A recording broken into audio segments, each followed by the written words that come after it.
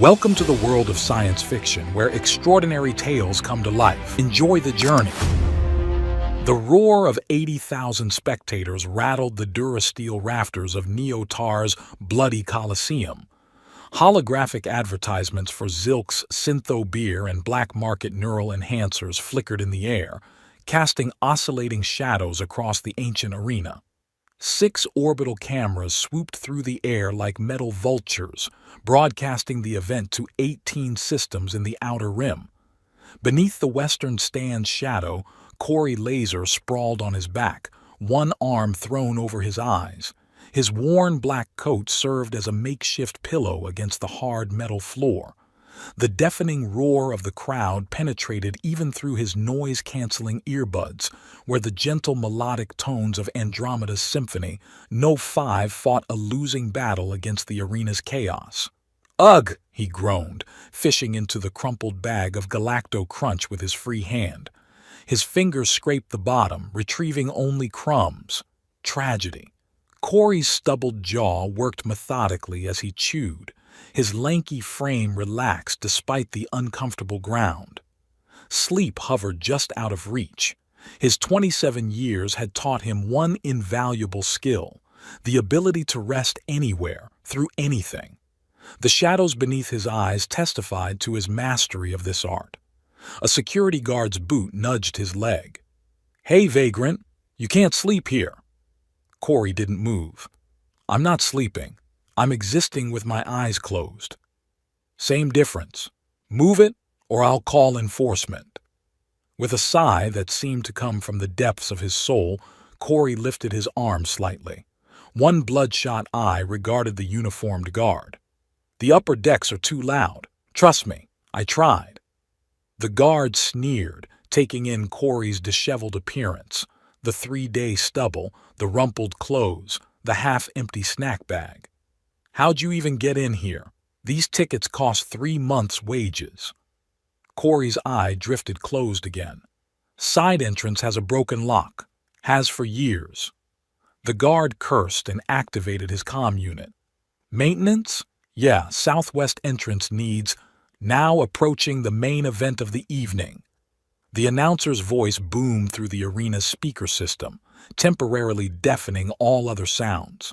The guard flinched, then glared at Corey, who hadn't moved. "You got 5 minutes!" the guard spat, then hurried away to his station, unwilling to miss the spectacle. Corey fished out his last piece of Galacto Crunch and popped it into his mouth, savoring the artificial cheese flavor. 5 minutes. He could squeeze in a solid 4-minute nap. The crowd's roar transformed from its steady drone into something sharper, hungrier. Despite himself, Corey cracked one eye open again, glancing toward the arena floor. "Citizens of the 18 systems, tonight we witness the sacred ritual of cleansing. The Zur-Ari Empire must be purged of its failures." A spotlight pierced the center of the arena, where a massive containment cube pulsed with sickly green light. Something inside thrashed against the walls, causing the entire structure to shudder. "The Zorg Master awakens. Birthed in the laboratories of the Outer Drecht, this perfect killing machine will cleanse the royal bloodline." The second spotlight swung to the eastern entrance, where 4 guards in ceremonial armor dragged a struggling figure into the arena. Even from his shadowed vantage point, Corey couldn't miss her. The woman's crimson skin gleamed under the harsh lights, a startling contrast to her white ceremonial gown. Heavy chains wrapped around her wrists and ankles, yet she moved with defiance, her head held high. Her blue eyes, electric, unnaturally bright, swept the arena with undisguised contempt. "Rem Nalia, last daughter of the fallen empire, your ancestors' crimes against the Galactic Accord will be purged through your sacred sacrifice." The crowd went wild, stomping and chanting, "Purge, purge, purge!" Corey groaned, pressing his earbuds deeper. For fuck's sake! Rem was forced to her knees in the center of the arena, 20 meters from the containment cube. Her crimson skin flushed darker as she struggled against her bonds. "I am Rem Nalia, rightful heir to the Zur-Ari throne. Her voice rang out, cutting through the crowd's noise. My people committed no crime. The true criminals stand before me, hiding behind the blood of innocents. One guard struck her across the face. The crowd cheered. Great, Corey muttered. Now they'll be even louder. The containment cube's sides began to lower with hydraulic hisses. Rem's shoulders tensed, but her gaze never wavered. The first of the Zorg Master's 6 mouths appeared over the edge of the cube, a writhing mass of metal teeth and organic tissue, dripping with yellow-green fluid that sizzled when it hit the arena floor. No. Only not this, Corey sighed, finally sitting up. Now this beast will roar all night. The Zorg Master emerged fully, a nightmarish fusion of metal and corrupted flesh. 6 mouths arranged in a circular pattern around a central body mass, each dripping sulfuric acid. Its eyes, 12 of them, glowing like molten copper, swiveled independently. The forked tail, tipped with foot-long metal barbs, lashed the ground, leaving deep gouges in the arena floor. Behold the instrument of cleansing! The creature released a sound that wasn't quite a roar, more like 6 different shrieks layered over each other, amplified by internal speakers. The sound penetrated Corey's earbuds like needles. That's it, he growled, pulling out his earbuds and stuffing them into his coat pocket. So much for my nap. With movements that seemed deliberately slow, he rose to his feet, dusted off his coat and folded it over one arm. He checked his other coat pocket, confirming he had a backup pack of lunar puffs. The Zorg Master stalked toward Rem, its movements oddly graceful for something so grotesque. The crowd's frenzy reached new heights. Rem remained kneeling, her eyes locked on the approaching monstrosity. Corey descended the steps toward the arena floor, moving with the unhurried pace of someone heading to an unpleasant dental appointment. The few spectators he passed were too engrossed in the spectacle to notice him. A barrier gate separated the stands from the arena floor. Corey examined it for approximately 2 seconds before simply climbing over it. A security alarm blared, adding to the cacophony. Hey, you can't! A security guard's shout was swallowed by the crowd's roar as the Zorg Master lunged at Rem. Corey covered the distance across the arena with surprising speed for someone who'd appeared half asleep moments ago. His expression remained bored, almost annoyed, as he positioned himself between the lunging creature and the chained woman. "Excuse me," he said to no one in particular, and yawned. The Zorg Master's primary mouth descended toward him, acid dripping from its metal fangs. Corey's fist shot upward, connecting with the precise spot between the creature's multiple eyes. The blow wasn't particularly dramatic. It looked almost casual, but the impact produced a sound like a thunderclap. The Zorg Master froze, its eyes suddenly unfocused. All 6 mouths snapped shut simultaneously. Then, with the grace of a collapsed souffle, the enormous creature toppled sideways, unconscious. Perfect silence fell over the bloody Colosseum.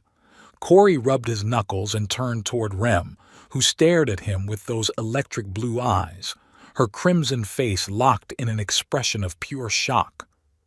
"You're very loud," he said, reaching down to examine her chains. "And these look uncomfortable." He gripped the heavy chains in both hands and, with a sharp twist that belied his lanky frame, snapped them apart like dry twigs. Metal links scattered across the arena floor. Rem found her voice. "Who the hell are you?" "Someone who wanted a nap." Corey hoisted her over his shoulder in a single fluid motion. "And now we're leaving because this place is giving me a headache." "Put me down," Rem demanded, pounding his back with her fists. "I am royalty! I am—" "Still being loud," Corey finished, retrieving his packet of lunar puffs from his pocket. He tore it open with his teeth and popped one into his mouth while walking toward the nearest exit. From the stands, someone's voice cut through the shocked silence. That was the ancient style, That technique was taught during the Union of 12 Constellations. The spell broke. The crowd erupted, thousands of voices shouting at once. Security alarms blared. The announcer's voice stuttered incomprehensibly. Corey paused at the exit gate, glancing back at the chaos. God, I hope I don't have to give a speech now. Seize them! The head ceremonial guard's amplified voice echoed through the arena. A dozen guards rushed forward, stun batons crackling with energy. Corey sighed heavily, setting Rem down beside him. Stand back a little. What are you... Just... He gestured vaguely. Less talking, more standing back. The first guard reached them, swinging his stun baton in a wide arc. Corey sidestepped with minimal effort as though the guard was moving in slow motion.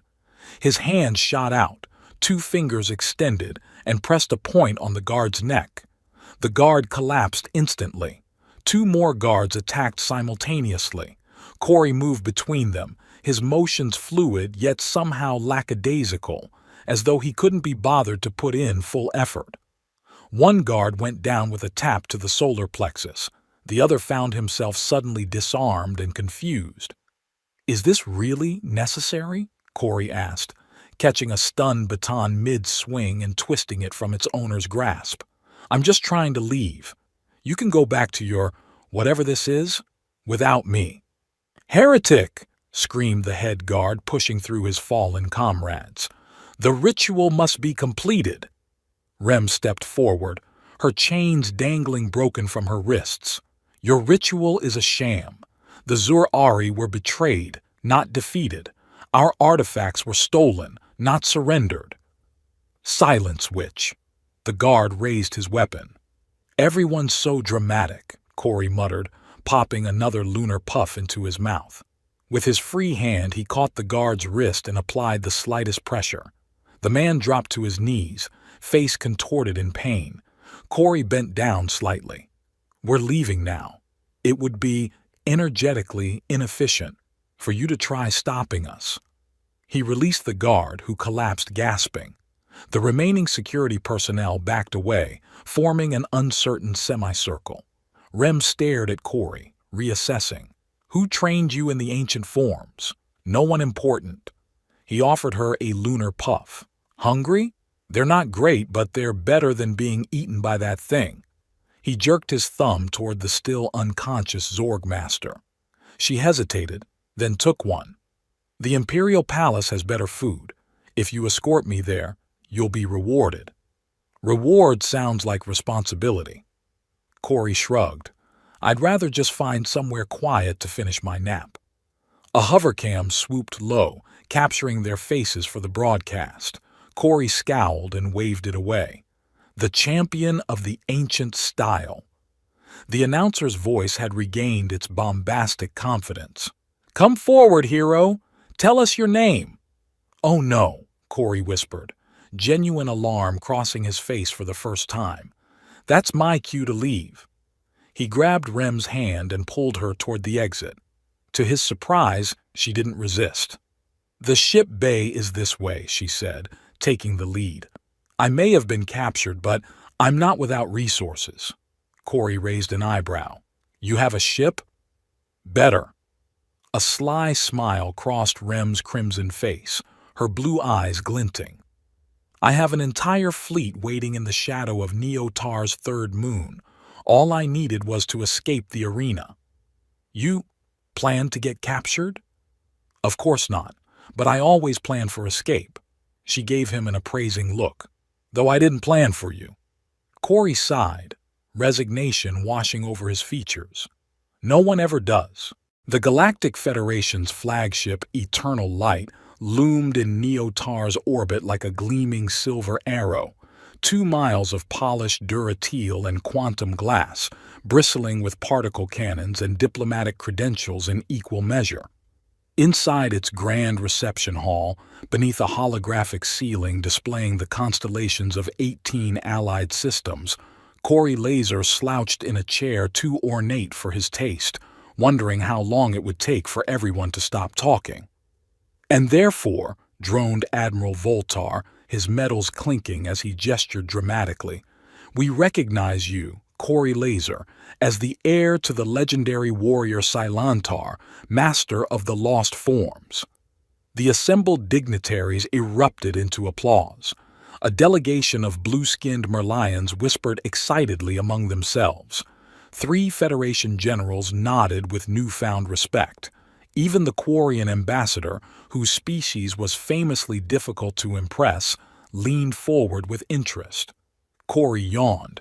"Is there food?" he asked, interrupting Admiral Voltar mid-sentence. "I haven't eaten since those puffs at the arena." A shocked silence fell over the assembly. The Admiral's mouth opened and closed like a fish. Finally, he managed to recover. "Of course, Master Laser. A grand feast awaits you. But first, the ceremonial bestowing of food first, ceremonies later," Corey said, rising from his chair. He rubbed his neck, which had stiffened during the Admiral's 20-minute speech. "Where's the cafeteria, or whatever you call it?" Rem, seated in a position of honor beside him, her crimson skin set off beautifully by a formal gown of midnight blue, shot him a withering glare. "You are addressing the High Admiral of the Galactic Federation," she hissed. "Show some respect." "I respect his ability to talk for 20 minutes without taking a breath," Corey replied, stretching his arms above his head. "But that doesn't make me less hungry." Admiral Voltar cleared his throat. "Perhaps we could proceed to the banquet hall now and continue the ceremonies there." "Perfect," Corey said. He glanced at Rem, who was still glaring at him. "You coming, Red? Or are you going to sit here and be angry at me all night?" "My name is Princess Rem Nalia," she said through clenched teeth. "Heir to the throne of Zur-Ari, not Red. Whatever. You still haven't told me where the kitchen is." A nervous attaché stepped forward. "Sir, the ceremonial feast is already prepared in the—" "Not interested in ceremony, just food." Corey pointed at a random door. "Through there? That's the weapons storage, sir." "Fine. Lead the way." Corey gestured impatiently. "And someone get Red, sorry, Princess Red, something to drink. She looks like she's about to explode." Rem stood, her blue eyes flashing dangerously. "I have been assigned as your official companion by ancient right. The savior of royal Zur-Ari blood is bound with the saved through sacred covenant. But don't think for one moment that gives you the right to order me around." Corey studied her for a moment, then shrugged. "Okay, but could you get me a snack while they're setting up the boring feast? I think better when I'm chewing." The princess's crimson skin darkened with rage. Several dignitaries gasped. The Federation's chief diplomat took a step backward. "Do you have any idea who I am?" Rem demanded. "You just told me, like 30 seconds ago," Corey replied, rubbing his ear. "Princess something something. Look, I've had a long day. I just wanted a nap, and instead I had to punch a monster, escape an arena, and listen to Admiral Verbose here talk about some dead warrior I'm supposedly related to. So, yeah, I'm a little hungry and a lot tired." "You don't even know who you saved, do you?" Rem's voice dropped to a dangerous whisper. "I am Princess Rem Nalia, the last heir to the throne of Zur-Ari. My bloodline traces back 17 generations to the founding of the Galactic Accord." Corey yawned again. "You were too loud. That's all there is to it. Now, can you find the kitchen on this ship? I'm starving." The entire room seemed to hold its breath. Rem's hands clenched into fists at her sides. For a moment, it seemed she might actually strike him. Then, to everyone's astonishment, including her own, she turned and snapped at a nearby server. "Bring him food, now." The server scurried away, returning moments later with a tray of assorted delicacies. Corey took it without acknowledgement and settled back into his ornate chair, munching contentedly. "And add more salt next time," he called after the retreating server. Admiral Voltar cleared his throat uncomfortably. "Perhaps we should proceed to the banquet hall now." "This is fine," Corey mumbled through a mouthful of food. "Continue your ceremony thing."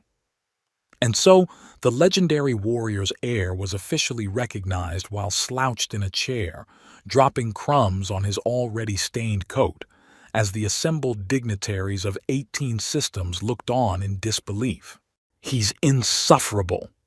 Rem paced the floor of her luxurious quarters aboard the Eternal Light, her crimson skin practically glowing with indignation.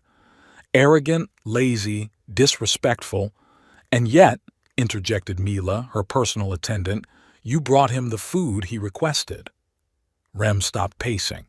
What was I supposed to do? Let him embarrass the entire delegation? "In my 20 years of service," Mila said carefully, arranging Rem's ceremonial gowns in the wardrobe, "I have never seen you respond to an order from anyone, not even your late father." "That wasn't—" "I didn't," Rem sputtered. "I was merely being diplomatic." "Of course, Your Highness." Mila's voice carried just a hint of amusement. "Very diplomatic." Rem collapsed into a chair, massaging her temples. "The ancient right of companionship is archaic nonsense anyway.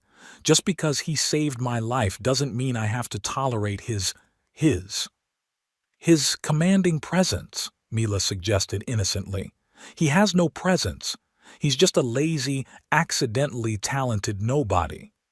"Who defeated the Zorg Master with a single punch," Mila pointed out, "and who, I might add, looks rather striking in a disheveled sort of way."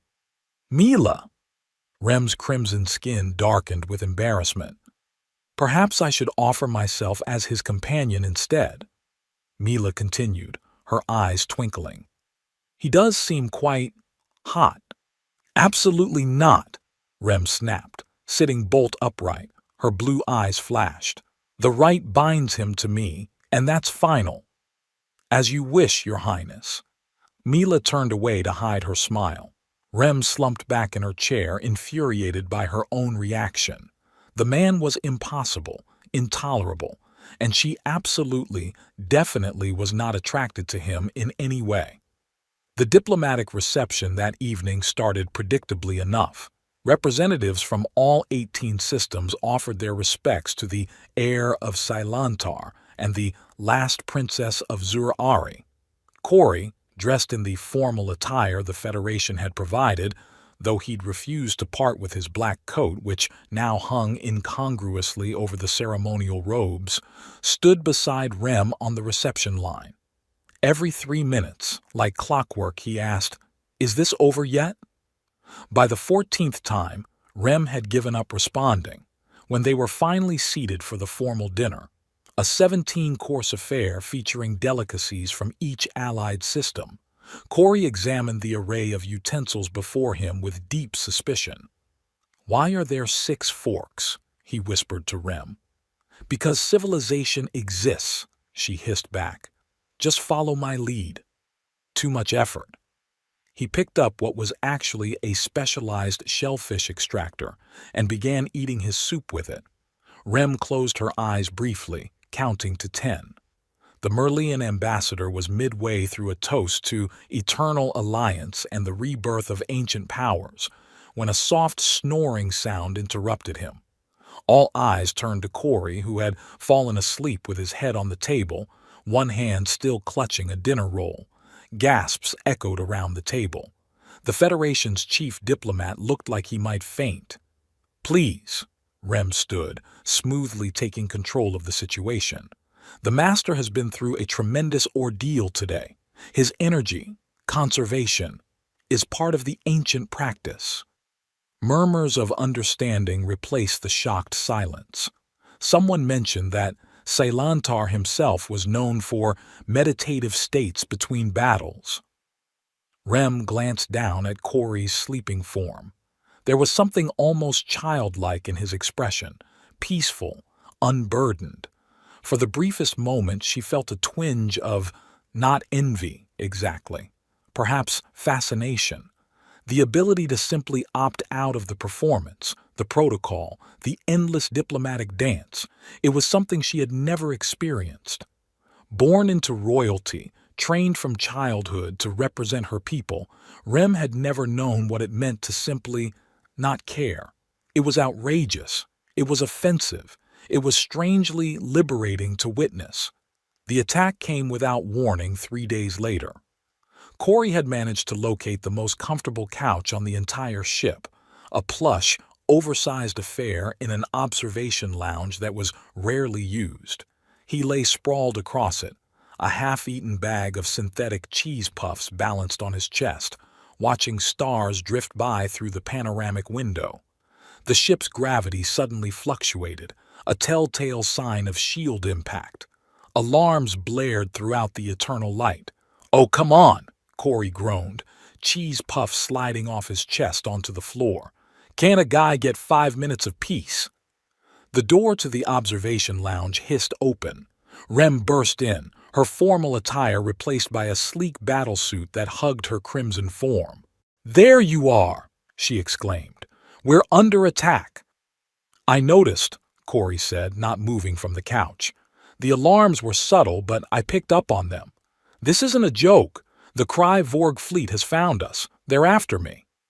Corey sat up reluctantly, brushing cheese dust from his shirt. "Why? What'd you do to them?" "My family publicly humiliated them 120 years ago for trading humans as slaves. They've been exiled ever since, nursing their hatred." "Ah," Corey nodded. "Family drama. Always complicated." "They won't rest until I'm dead," Rem said, checking the small blaster at her hip. "We need to get to the bridge." "We? I think you mean you. I'm comfortable here." The ship rocked with another impact. The lights flickered. "Fine," Rem snapped. "Stay here and die if that's what you want." She turned to leave, but Corey's voice stopped her. "They'll board through the tertiary docking bay," he said casually, reaching for another cheese puff. "It's the weakest point in the Federation design. Always has been." Rem turned slowly. "How do you know that?" "Just do." He shrugged. "You might want to send security there, like now." Their eyes locked for a moment before Rem rushed to the comm panel on the wall. "Security to tertiary docking bay. Priority 1. When she turned back, Corey had already resumed his lounging position on the couch. "Aren't you coming?" she demanded. "Nah. Let me know how it turns out." It turned out exactly as Corey had predicted. 3 Krye-Vorg assault ships breached the tertiary docking bay. Thanks to Rem's warning, Federation security was waiting for them. The battle was fierce but contained. During the diplomatic reception that evening, hastily arranged to demonstrate that the Federation was unshaken by the minor incursion, Rem found Corey in his usual position, half asleep in a corner, nursing a drink. "How did you know?" she asked without preamble. "Know what?" he mumbled, not opening his eyes. "About the docking bay, the attack point. Lucky guess." "No one is that lucky." Corey sighed and cracked one eye open. "Look, Princess, sometimes things are just obvious if you're paying attention. The Krye-Vorg have used the same tactics for 2 centuries. It's not my fault no one else reads history." Before Rem could respond, 5 figures materialized in the center of the reception hall, Krye-Vorg assassins using short-range teleportation technology. Guests screamed and scattered as the assassins, gray-skinned and moving with insectoid speed, headed straight for Rem. "Oh, for crying out loud," Corey muttered. "I just got comfortable." The nearest assassin reached Rem, vibroblade extended. She drew her blaster, but she knew she'd be too slow. A blur of motion, and suddenly Corey stood between them. The assassin's blade met his outstretched palm and stopped. The Krye-Vorg stared in shock at its weapon, now caught in Corey's grip. "You know," Corey said conversationally, "I was actually enjoying that drink." What happened next occurred so quickly that later, when security reviewed the footage, they had to slow it down to 1/10 speed to see it clearly. Corey moved through the 5 assassins like water flowing around rocks. Each motion was minimal, precise, and devastatingly effective. In less than 4 seconds, all 5 lay unconscious on the floor. Corey hadn't spilled a drop of his drink, The entire reception hall stared in stunned silence. "It's too noisy in here," Corey announced, finishing his drink in one swallow. "I'm going to sleep." He walked out, leaving the Federation's security forces to deal with the aftermath. Admiral Voltar approached Rem, who stood frozen in place, staring after Corey. "Princess," the Admiral said quietly, "we need him to lead our forces. The Kree Vorg fleet is still out there, and they won't stop coming for you. With the heir of Selantar commanding our ships." "Good luck with that," Rem said, finally finding her voice. "He won't even command his own legs to walk to a dinner on time." But she followed after him anyway, catching up to him in the corridor. "They want you to lead the fleet against the Kree Vorg," she said. "Not interested," Corey replied without slowing his pace. "I didn't ask to be a legend. I just wanted to sleep. People will die. I might die. People always die. It's what they do." "Is that really all you care about? Sleeping and eating?" Corey stopped walking and turned to face her. For once, his eyes were fully open, alert, and for a brief moment, Rem saw something in their depths that made her breath catch, a flash of intelligence so sharp it was almost painful. Then it was gone, replaced by his usual bored expression. "Basically, yeah," he said, and continued walking. That night, after the assassination attempt, Rem couldn't sleep. Her quarters felt too quiet, too safe, which paradoxically made her anxious. The Kree Vorg had penetrated Federation security twice in one day. A third attempt was inevitable. She found herself outside Corey's assigned quarters before she'd consciously decided to go there. The door wasn't locked, of course it wasn't. He probably couldn't be bothered to press the security button. The room was dark except for the starlight filtering through the viewport. Corey lay sprawled across his bed, still fully clothed, one arm dangling over the edge. "I know you're there, Princess," he said without opening his eyes. "Your footsteps are distinctive, very royal, lots of unnecessary heel impact." "We need to talk," Rem said, stepping fully into the room. "That's what people always say before saying things I don't want to hear." She sat on the edge of his bed. "Those assassins today, you knew exactly how to fight them, their weak points, their attack patterns. Maybe they're just predictable. No one moves like you do. No one except—" "Don't say it," Corey interrupted, finally opening his eyes. "I'm not him. I'm not a legend reborn or whatever the Admiral thinks." Their faces were close in the darkness, her crimson skin almost black in the starlight, his features suddenly sharp with alertness. "Then who are you?" she whispered. "Nobody. Just a guy who wants to be left alone." "I don't believe you." Corey sighed deeply.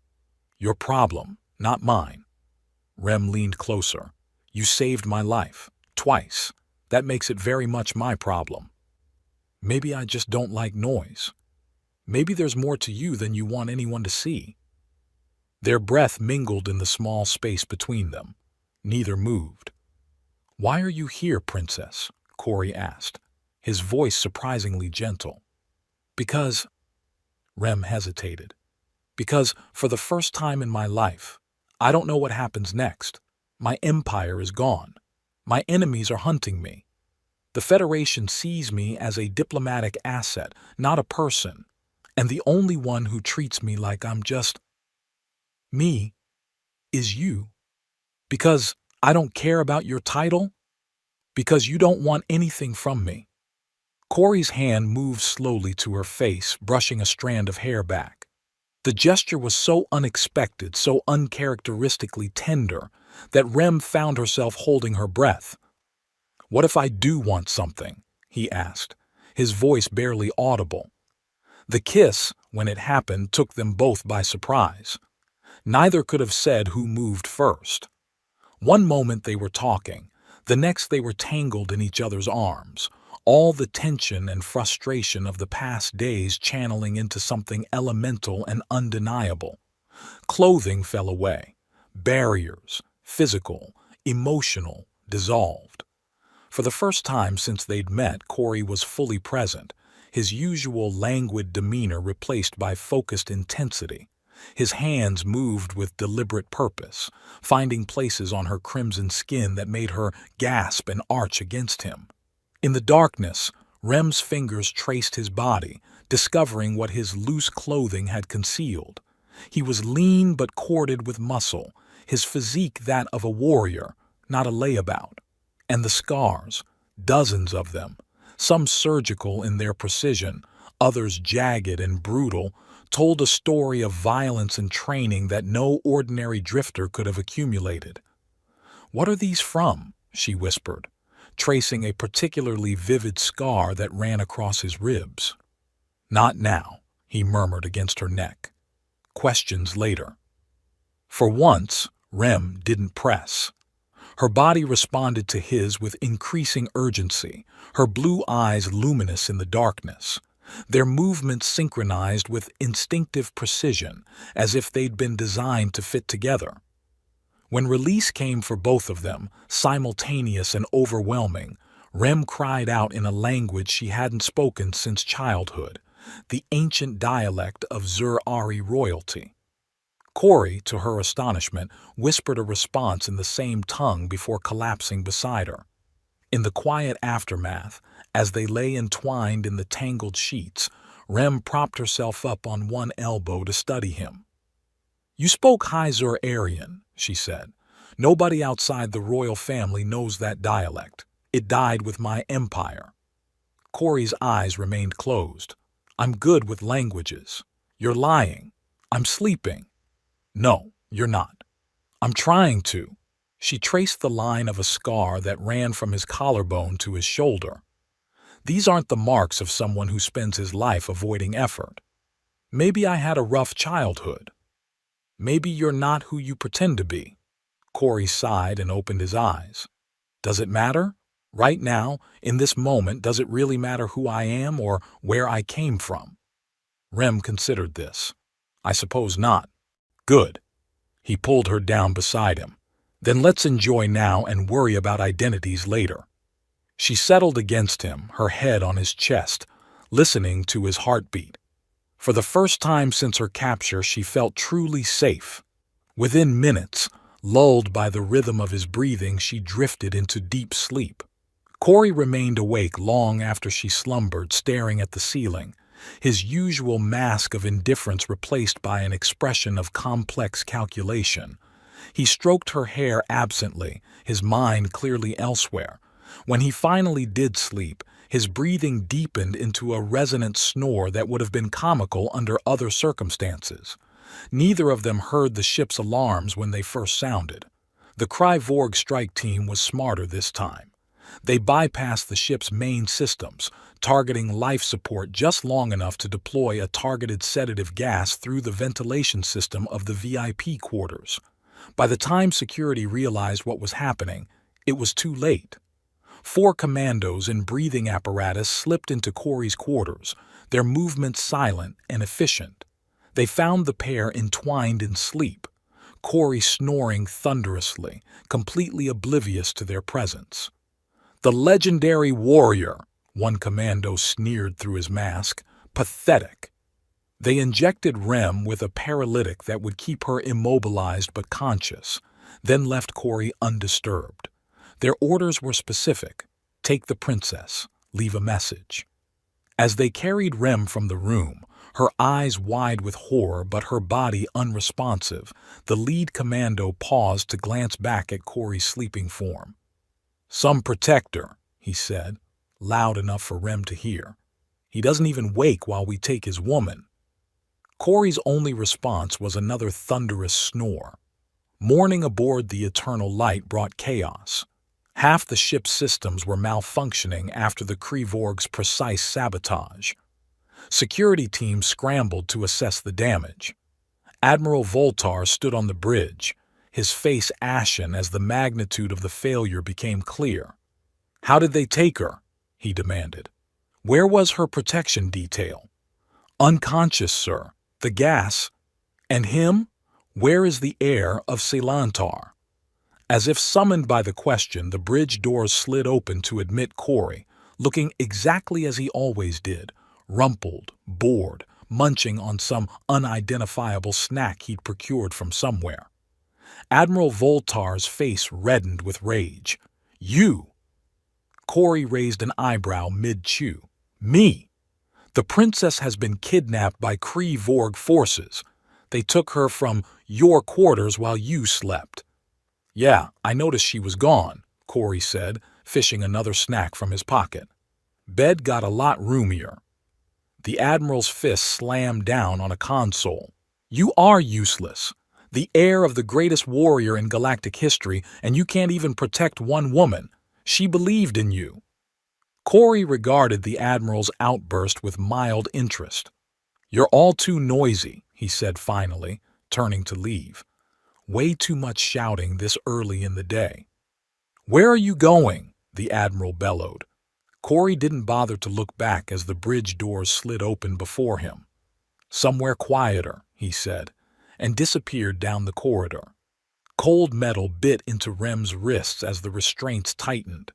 The interrogation chamber aboard the Kree-Vorg flagship, Vengeance Eternal, hummed with pulsing machinery, its purpose unmistakable.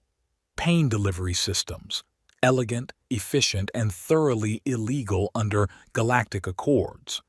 General Vrax, Supreme Commander of the Kree-Vorg fleet, circled her with predatory satisfaction. His mottled gray skin stretched tight across a face that seemed composed entirely of angles and hatred. "Princess Rem N'Alia," he savored each syllable, "last of a disgraced bloodline. How fitting that you should end here, where your ancestors sent mine into exile." Rem lifted her chin, her crimson skin gleaming under the harsh lights. "My ancestors enforced galactic law against slavers. History will remember them as heroes." Vrax leaned close enough that she could smell his breath, like burnt circuits and decay. "History is written by survivors, Princess, and your story ends today." He nodded to a technician who approached with a neural crown, a circlet of barbed metal designed to extract information directly from the subject's brainstem. "Survivability rate, less than 30%. The Zur-Ari genetic code," Vrax continued, "locked in your royal DNA, the key to the Star Rift weapon. You will give it to us before you die." Rem struggled against her restraints, but they only tightened further, drawing blood from her wrists. She thought of Corey, still snoring in his bed while she was abducted. The memory should have angered her, but instead, an unexpected calm settled over her. "He was right," she murmured. "Sometimes it's better not to resist, but to wait for the moment." Vrax's eyes narrowed. "Your Federation lover? The so-called heir of Saylantar?" He laughed, a harsh metallic sound.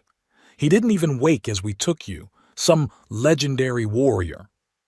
The neural crown descended toward her head. Rem took a deep breath, preparing for agony. Then the lights flickered. Once, twice, then darkness, followed by the dull red glow of emergency systems. Vrax's head snapped up. "What's happening?" "Life support systems are failing in sectors 3 through 7, Commander," a voice reported over the intercom. "Backup power not responding. Impossible. Run diagnostics." "Sir," another voice cut in, "someone has breached the inner sanctum perimeter. Security feeds are down, but guards report finding snack wrappers on the floor." Vrax's face contorted with confusion. "What?" The ship shuddered. Alarms blared from multiple stations. "Sir, someone's accessing the Star Rift control systems." Vrax's eyes widened with genuine fear. "Lock it down, now." In the heart of the flagship, 6 decks below the command center, Corey Laser slouched in a control chair that hadn't been occupied for at least a century. The ancient chamber pulsed with soft blue light, panels activating as his fingers trailed lazily across them. "Where's the damn food prep unit in this place?" he muttered, unwrapping a foil-covered burrito he'd somehow smuggled aboard. "Cold lunch is just sad." He poked at various symbols on the control panel, yawning widely. You'd think an advanced civilization would label their buttons better. The burrito sat on what appeared to be a scanning plate.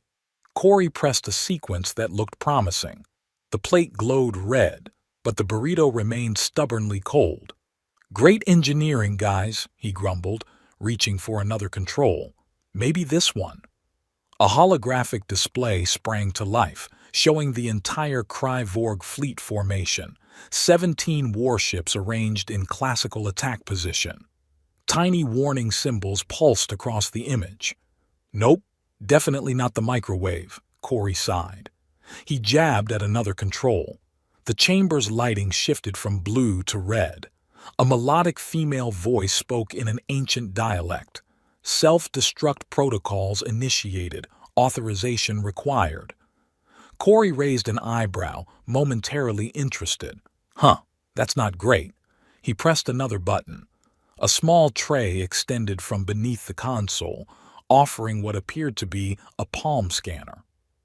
"Maybe this is for heating," he wondered aloud, placing his hand on the scanner while reaching for his burrito with the other. The scanner pulsed, analyzing his DNA. The melodic voice returned. "Genetic identification confirmed. Failsafe authorization accepted. Countdown initiated." Corey blinked. "Wait, what?" On the holographic display, one of the warships suddenly erupted in a spectacular explosion. "Oh," Corey said, watching with mild surprise. "Definitely not the microwave." On the command bridge, chaos erupted. Officers shouted over each other as reports of catastrophic systems failures poured in from throughout the fleet. "The Relentless just exploded," screamed a communications officer. "No warning, no attack, it just detonated from within." Vrax gripped the command rail, his knuckles white. "Impossible! The failsafe codes died with the Zur-Ari Empire." Another explosion lit up the view screen, the heavy cruiser inevitable breaking apart in a spectacular burst of light. "Sir," a pale-faced lieutenant reported, "someone has activated the Royal Failsafe Protocol from the inner sanctum. The entire fleet is compromised." "Who?" Vrax roared. "Who could possibly—" The doors to the bridge hissed open. Every head turned. Corey Laser stood in the doorway, munching on his now somehow heated burrito, looking mildly annoyed. He surveyed the pandemonium with the disinterested air of someone watching a mildly boring holovid. "Your ship," he said between bites, "has terrible food options." Vrax stared at him, momentarily speechless. Behind him, another warship exploded on the view screen. "Guards!" Vrax finally managed. "Kill him!" 4 guards rushed forward. Corey sidestepped the first without appearing to move, tripped the second with his foot, and somehow the third and fourth collided with each other, all without Corey interrupting his chewing. "Seriously," he continued, as if the attack hadn't happened, "not even a basic replicator in your ancient weapon control room. Poor planning." "How did you get aboard?" Vrax demanded. "How did you find us? How—" "Tracking beacon," Corey said, tapping his ear. "Planted it on red while she was sleeping. Basic precaution." Rem, still strapped to the interrogation chair, stared at him in disbelief. You knew they'd take me?" "Figured someone would, eventually." Corey shrugged. "You're kind of important, apparently." Another explosion rocked the ship. The lights flickered. "You've doomed us all," Vrax shrieked. "The Royal Failsafe can't be stopped once activated." "Bummer," Corey replied, finishing his burrito and crumpling the wrapper. He glanced at Rem. "We should probably go. This place has no snacks and is also, exploding." With casual efficiency, he crossed to her chair and snapped her restraints with his bare hands. "You absolute idiot," she hissed as he helped her up. "What did you do?" "Tried to heat my lunch." He glanced around the bridge at the panicking crew. "Found a button. Pressed it." He paused. Turns out, it wasn't the microwave. Vrax lunged at them with a vibro blade, his face contorted with rage. "You will die with us, Silantar's heir." Corey caught the blade between two fingers, looking almost bored. Not Silantar's heir, just a guy who wanted a nap. He flicked his wrist, and the supreme commander of the Kree Vorg fleet crumpled to the floor, unconscious. Holding Rem's hand, he led her through the chaos of the disintegrating flagship, navigating corridors that were rapidly depressurizing with the nonchalance of someone taking a casual stroll. "There's no food here," he said as they reached the hangar bay. "Let's go." In the escape shuttle, hurtling away from the imploding Kree Vorg fleet, Rem finally found her voice. "What did you do?" Corey, slouched in the pilot's chair with his feet up on the console, shrugged. "Pressed a button. Thought it was a microwave. For the burrito." He gestured vaguely at the empty wrapper. "Now I'm hungrier." "You destroyed an entire battle fleet by accident?" "Not sure it was entirely accidental," Corey said, examining his fingernails. "The system recognized my genetic code somehow. Weird, right?" Rem stared at him, pieces falling into place. Silantar wasn't just a legendary warrior. He was the royal consort to Empress Lyria of Zur-Ari. The failsafe was keyed to the royal bloodline. She grabbed his face, forcing him to look at her. "Who are you, really?" Corey held her gaze for a long moment, then sighed. "Nobody important. Just a guy with weird DNA who wanted a quiet life." "You're impossible," she whispered, but there was something like wonder in her voice. He grinned for the first time since she'd known him, a genuine expression that transformed his usually bored features. "I get that a lot." The last of the Kree Vorg warships exploded in spectacular fashion behind them, illuminating the cockpit in brilliant light. The victory celebration at Federation headquarters was appropriately grandiose. Dignitaries from 18 systems gathered to honor the hero of Star Rift, who had single-handedly ended the Kree Vorg threat. Corey stood on the ceremonial platform, looking uncomfortable in the formal uniform they'd insisted he wear. His eyes were closed as Admiral Voltar droned on about courage, destiny, and the rebirth of legends. "And so, on behalf of the United Systems, I present you with the rank of Supreme Admiral, command of the Third Fleet, governance of the Tarsian sector, and the Medal of Ultimate Valor." The assembled crowd erupted in thunderous applause. Corey swayed slightly on his feet, his eyes still closed. "He's deeply moved," Rem whispered to the Admiral. "This is how the ancient masters process overwhelming emotion." In reality, Corey was fast asleep, standing up.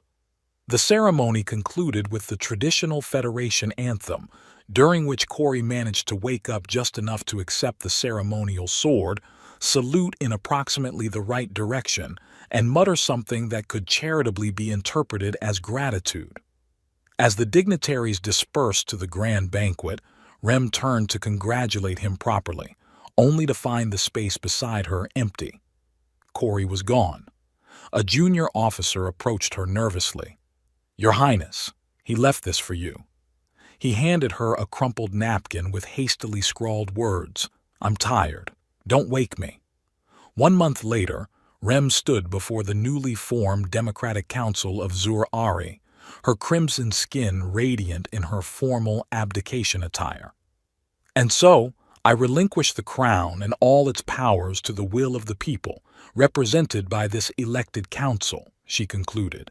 "May the new Zur-Ari Republic flourish in peace." The council chambers erupted in applause. Her decision had shocked many, but after the events with the Kree Vorg and the revelation of the ancient fail-safe weapons, most agreed a new system of governance was necessary. That evening, as she packed her few personal possessions, her attendant Mila approached. "Are you certain about this? Rem?" Mila asked. "Giving up the throne is one thing, but disappearing entirely." Rem smiled, a peaceful expression that had been rare on her face before. "I've spent my whole life being what others needed me to be. Now I want to discover who I am without the crown." And this has nothing to do with a certain lazy hero who vanished without a trace? Mila's eyes twinkled. Don't be ridiculous, Rem replied, her crimson skin darkening slightly with a blush. I simply need time away from politics. Of course, Mila said, unconvinced.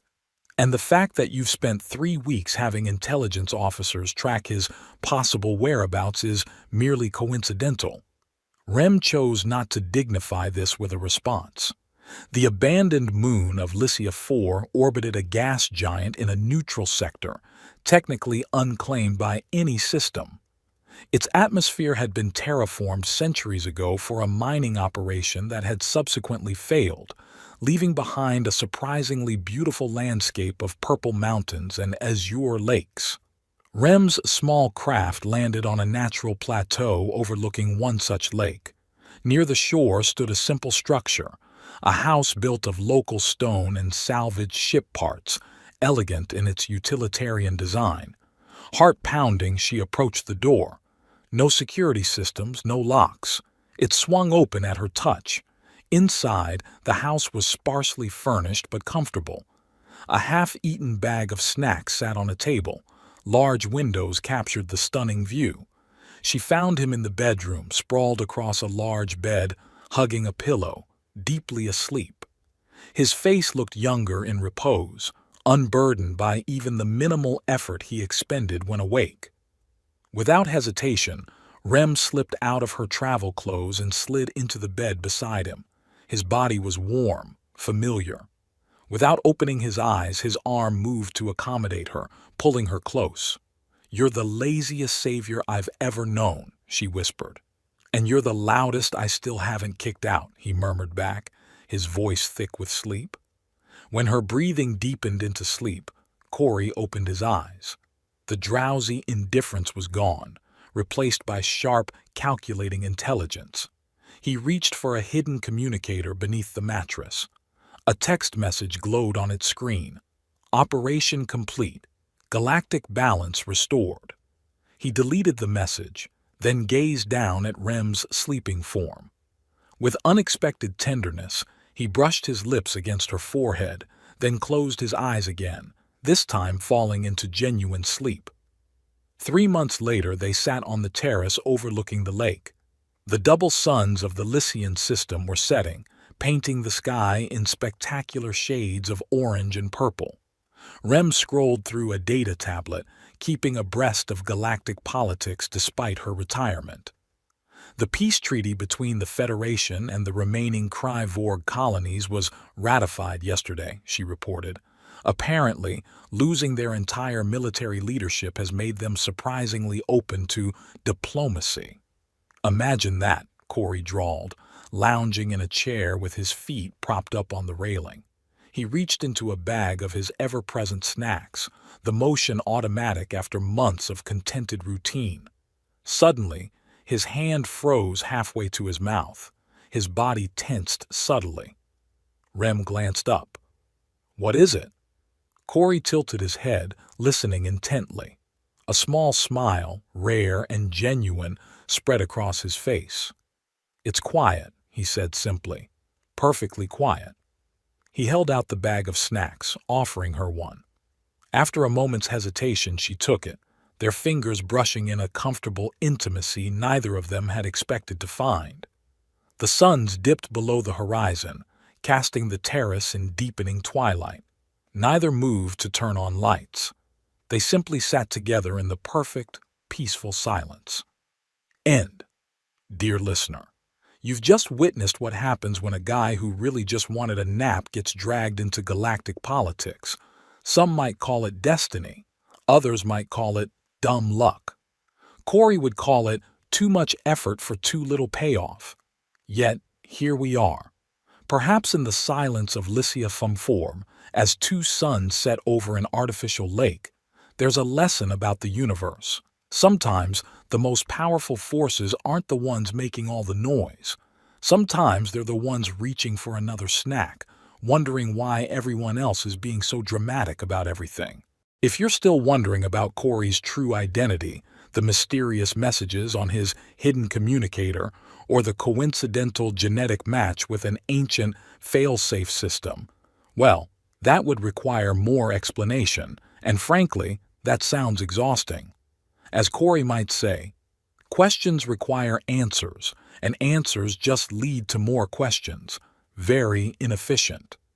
So instead, I'll leave you here, in the perfect quiet of a moment between a former princess and a reluctant hero, where for once nobody needs saving, nothing needs explaining, and the universe can handle its own problems for a while. After all, isn't that what we're all looking for? A little peace and quiet, a good snack, and maybe someone who sees us for who we really are, not what the galaxy needs us to be. Now, if you'll excuse me, all this writing has made me hungry and a little sleepy. A lazy author,